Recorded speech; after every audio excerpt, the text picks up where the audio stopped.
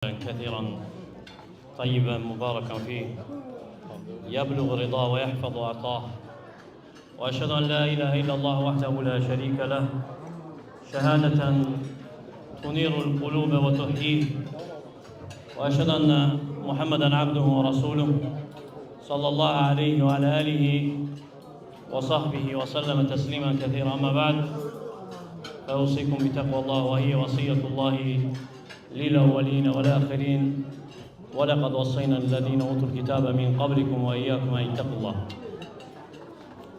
Əziz değerli kardeşler, əziz, hörmətli qonaqlar, böyüklər, hamınızı salamlayıram və bu mübarək məclis münasibəti ilə təbrik edirəm qardaşımızı. Allah Teala onun bu evliliğini xeyirli, bərəkətli eləsin. Dünyada, ahirette xoşbəxt olan bəndələr sırasında etsin. Qatılıram dualara mən də. Həmçinin istəyirəm ki, qardaşımıza bu qədəm qoyduğu yeni ailə həyatında az da olsa, qısa da olsa nəsihət verin. Baxmayaraq, bu böyüklərin vəzifəsidir, lakin sözü bizə yönəltdikləri üçün onlardan izin aldıqdan sonra o qısa nəsihətlərə toxunmaq istəyirəm. Və evlilik həyatı heç də sadəcə hisslər üzərində qurulan bir bağ deyil, bir həyat deyil. Allah Teala kişini xəlq edəndə onun üçün qadın da xəlq edib ki, ailədə ünsiyyət olsun, rahatlıq olsun və bəyan edib ki, onların arasına sevgi, mərhəmət salan da olur. Ona görə də ailə əslində bir təməldir, cəmiyyətin təməlidir, cəmiyyətin bir nömrəsidir və insan ailə həyatına qədəm qoyanda məqsəd cəmiyyəti, toplumun sağlam olması olmalıdır. Çünki ailələr bir kişidir, bir qadın, onlardan dünyaya gələn övladlardır. Ona görə də bu qısa tövsiyələr, hansı ki dinimizdə əsasları var, Peyğəmbərimizdən sallallahu aleyhi və səlləmdən hədislər var, onun səhabələrindən əsərlər var, onlara söykənir. Ən birincisi, ailədə qarşılıqlı hörmət olmalıdır. Kişi, qadın bir-birinə hörmət etməlidir, bir-biri ilə gözəl müamilə eləməlidir, gözəl danışmalıdır. Danışdıqları sözlər bir-biri üçün məlhəm olmalıdır, dərman olmalıdır. Bir-birinə sərt, kobud sözlərlə danışmamalıdırlar, bir-birinə acı söz deyib ailə həyatının korlamamalıdırlar. Ona görə fikir versək, görək ki, çox evlər qılıncla dağılmayıb. Əksər evlər sözlə dağılıb. Və bəzən də kökündə boş-boş mübahisələr və təəssüf ki, hələ də davam edir. Lakin Allah Teala əmr edib ki, yaxşı davranaq ailəmizlə. Və əşiruhunna bil ma'ruf, onlarla yaxşı davranın. Ailədə qadın qəsd olunur. Beləcə də qadın ərinə qarşı yaxşı davranmalıdır.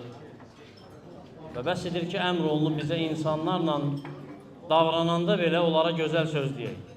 Və qulu linnəsi husna, insanlara gözəl söz deyin, Allah Teala deyir. Və gözəl sözün deyilməsi ən layiq olan ailədir. Ən layiq olan qadındır, kişidir, hansı ki ailədən ibarətdirlər. Və Peyğəmbər sallallahu aleyhi və səlləm də tövsiyə edib bizə qadınlarla gözəl münasibətdə olmağı, onlarla yaxşı davranmağı, deyib ki, sizin ən xeyirliniz ailəsi ilə gözəl davranandır. Və mən də ailəmlə ən gözəl davrananam. Və nə ki gözəldir ailədə, nə ki mülayimdir, o gözəl olacaq. O ailədə xoşbəxtlik olacaq, o ailədə sevinç olacaq, rifah olacaq. Çünki xoşbəxtlik əsas nədir? Xoşbəxtlik, hansı ki, əksər insanlar axtarır, xoşbəxtlik qəlb rahatlığıdır. İnsan onu tapırsa ailəsində, bu onun xoşbəxtliyidir. Qalan nə varsa dünyanın bərbəzəyindən başqa bir şey deyil. Ona görə də mülayimlik nədə varsa onu bəzəyər. Nədən götürülərsə onu çirkin edər, eybəcər edər.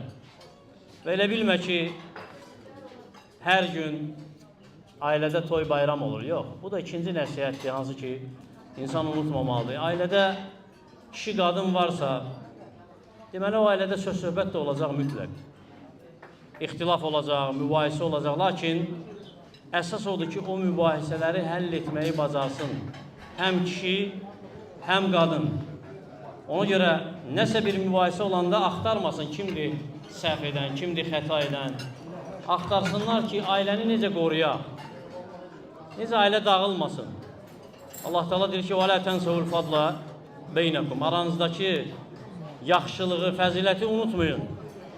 Ona görə də mömin kişi, mömin qadına nifrət etməz. Necə? Peyğəmbər sallallahu aleyhi və səlləm deyir. Mömin kişi, mömin qadına nifrət etməz. Ondan bəyənmədiyi bir xüsusiyyət, bir əxlaq görsə, bəyəndiyi başqa xüsusiyyəti də görər.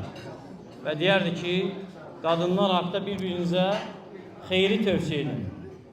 Və bağışlanmağı bacarırsansa, bu sənin ancaq izzətini artırır. Peyğəmbər sallallahu aleyhi və səlləmin şahidliyi ilə deyir ki, Allah Teala bağışlaya bilən üçün onun şərəfini, izzətini artırar. Və üçüncü vəsiyyət də qardaşımızın dediyi kimi dua. Dua etmək, şükr etmək, gizlində, aşkarda Allahdan qorxmaq bu ailənin təməlində olmalıdır həmişə. Dua ailənin həyatını ayaqda saxlayandır. Nə qədər ki, dua edə bilirsən, şükr edə bilirsənsə, xeyr içindəsən. Və şükr etmək bəs edir ki, Allah Teala sənə olan neymətlərini artırsın. Əgər şükr edəcəksinizsə, Allah Teala deyir ki, sizin üçün artıraram. Ona görə də şükr edin, dua edin, haramdan çəkinin, Allahın itayətində olun. Bilin ki, bərəkət itayətlə gəlir, asiliklə aradan qalxır. Bu üç tövsiyəyə əməl edin, əxlaqlı olun ailənizdə, gözəl davranın, inşallah xoşbəxt olacaqsınız. Və ən kamil mömin də ən gözəl əxlaqı olan mömindir. Ona görə də Allah Teala'dan diləyirəm ki, Allah Teala sizin ailənizi xoşbəxt ailələrdən etsin, möhkəm təməl üzərində qurulmuş ailələrdən etsin və sonunda Peyğəmbər sallallahu aleyhi və səlləmin yeni evlənənlər üçün etdiyi duanı etmək istəyirəm. Barakallahu ləkum və barakə aleykum, barakallahu ləkumə və barakə aleykumə və cəmə beynəkumə fi xeyr. Allah Teala sizi xeyir, bərəkət üzərində cəm etsin. Ailəniz daima xeyir, bərəkət, imanla dolu olsun, sevgi ilə, mərhəmətlə dolu olsun. Allah Teala sizə salih övladlar nəsib etsin. Allah səni xoşbəxt etsin, Ayxan. Yenə təbrik edirəm, mübarək olsun. Allah Teala bizə eşidib faydalardan etsin. Əqulu mə təsmə'un və əstəğfirullah li və ləkum və lisəiril muslimin min kulli zəm fəstəğfiruhu innəhu vəl-ğafur rahim.